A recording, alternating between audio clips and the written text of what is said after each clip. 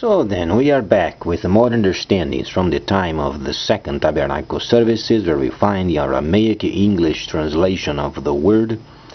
This translation comes from the original manuscripts of the prophets of the Tzaielic lineage, so then we can understand the time of the end as per Yirmiyahu the prophet.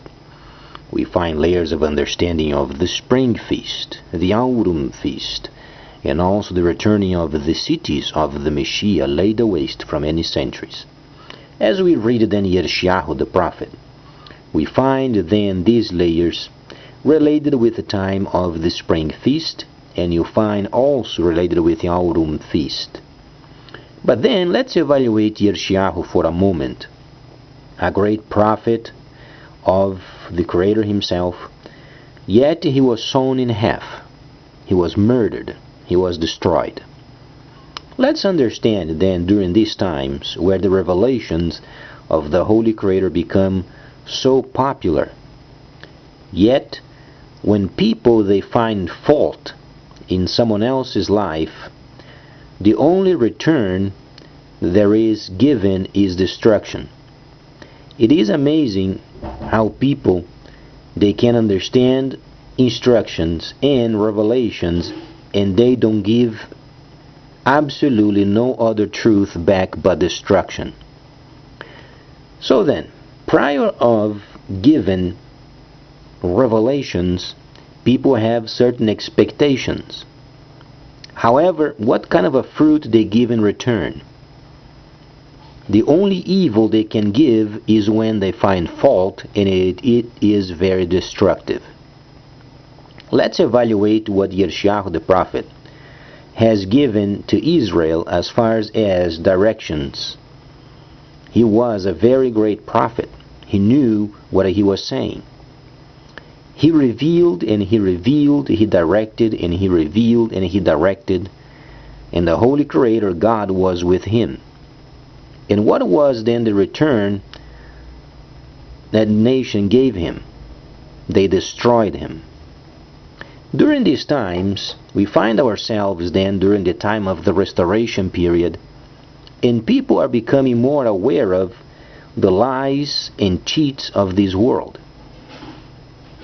Let's make an evaluation as far as the reality of the true tabernacle or tabernacling versus the other area where then congregations made up by beliefs of this own age mixed with paganism. So then, as we understand this factor, when people do understand revelations, then they tend to hide their evils. And what they give in return of revelations, they give their evil. And they destroyed as Israel has destroyed its own prophet. As far as the holy instructions, what are then the important points of being obedient? Let's say, for instance, the understanding of circumcision. The Messiah himself was circumcised as per the instructions of the law. Should then, during these times, the male, should they be circumcised? Absolutely. In fact, it's truly a lunacy if a person thinks that circumcision should be done in a way of the Spirit. But what was then Shaliach Shaul explaining this point? What was then the circumcision made without hands? Should it be an understanding that a person should not be circumcised? Or was then the lack of a revelation as far as understanding the spring feast? The situation is similar, as then Shaliach Shaul was explaining then the types of meats found in the market.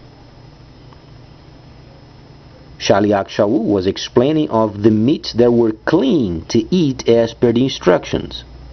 Some people, when they believe this situation, And others, when they don't believe, they tend of having an understanding, God has cleansed every meat so you can eat pork.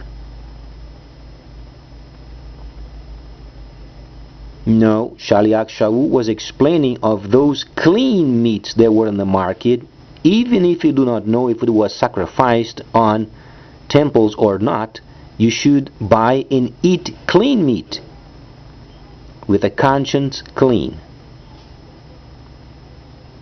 Circumcision, it has the same understanding. A person, as far as the holy instructions, should be circumcised as per the instructions. What was then the circumcision made without hands? Was the fact of not understanding the spring feast. What was the problem with Shaliach Shaul when he was explaining this topic? He was obviously gathering his people and showing them the spring feast was completed.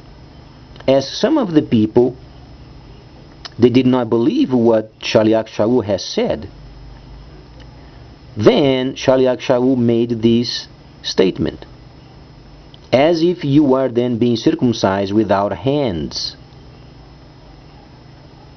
Those evil understandings of the law without the completion of the spring feast, as if a person was circumcised. Another example, as we read then from the Holy Torah, you find then the situation of the Exodus. Very nice. Most of the people, they believe a blunt lie. Now, let's understand this factor. If you go to church or any other place, places where the people read the word, not only mechanical type of prayers. When a person reads the holy instructions, in most of the churches, when you receive understandings and preachings regarding the Egypt situation,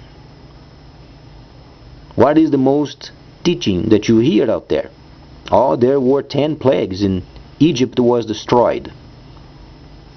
Now, you have to be very immature if you don't understand what these meant. The same way then there was the circumcision without hands, or the clean meats, where people they make twists out of them in order to hide their evils. So then Egypt, there were no 10 plagues that in fact had taken place. There were no 10 plagues. Pharaoh had dreams. As for instance, Yaakov had the dream as far as when he was with his father-in-law Laban. Those were dreams. Now, people are sensationalists. They want to find a person to become a punch bag, and then they go around and try to be themselves big shots, though they don't have the knowledge and understanding and the experience from the Torah. And they don't want to be obedient to the Torah. They want to go in their own ways. As then Shaliach Shaul has said in 2 Corinthians 11:4, if you believe a Messiah other than the Messiah explained by the originals or the Hebrews, then be sure of it, you have the false Messiah. That's why churches are repleted with liars. Given an example of these,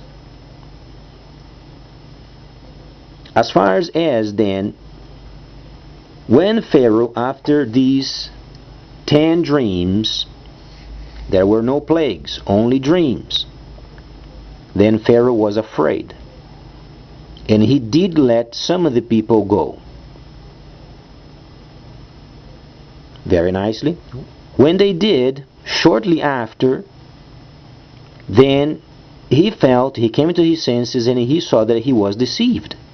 He only saw dreams, but those were very real.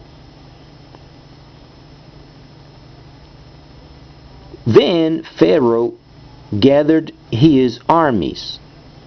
Now let me ask you this. If Egypt was destroyed, how come then Pharaoh was then gathering up an army.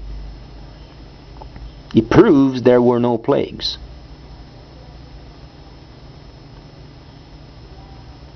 So, when you find fault in someone else's lives, then you should be concerned how much you can learn from the holy instructions and then encourage the person to become even more knowledgeable, other than pointing your fault and others' fault in exchange for destruction.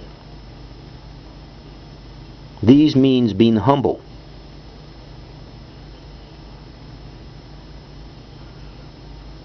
There are many other factors regarding this situation, as far as the parting of the Red Sea. In many other sections of the Holy Instructions, we should be cautious not to mystify God. Next time I'm going to evaluate these more in what the Messiah had to demystify than the Creator himself. So then, please stay tuned. Much more coming up.